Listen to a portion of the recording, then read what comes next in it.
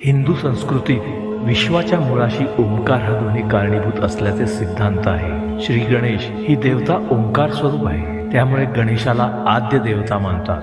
गणपतीपुळे येथील श्री गणेशाचे स्थान हे यापैकीच एक आहे। या स्थानाचे वैशिष्ट्य इथल्या असीम सृष्टी सौंदर्यात दडलेलं आहे। गणपतीपुळे येथे संकष्टी चतुर्थीला विशेष महत्त्व आहे। या दिवशी गणपती बाप्पाच्या दर्शनासाठी आणि पूजेसाठी भाविक मोठ्या संख्येने येथे येतात। ओम भद्रं कर्णेभिः शृणुयाम देवाः भद्रं पश्चिमाक्षिर्यजत्राः स्त्रीरैरङ्गैस्तुष्टुवान् सस्तनूभिः यशेमदेवहितं यदायुः।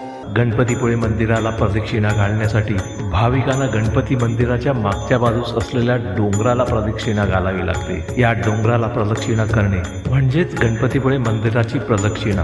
ही मंदिराची प्रदक्षिणा 1 ते 1.25 किलोमीटर इतकी आहे। संकष्टीच्या दिवशी सायंकाळी 4 वाजता याच प्रदक्षिणा मार्गावरून श्रींची पालखी काढण्यात येते।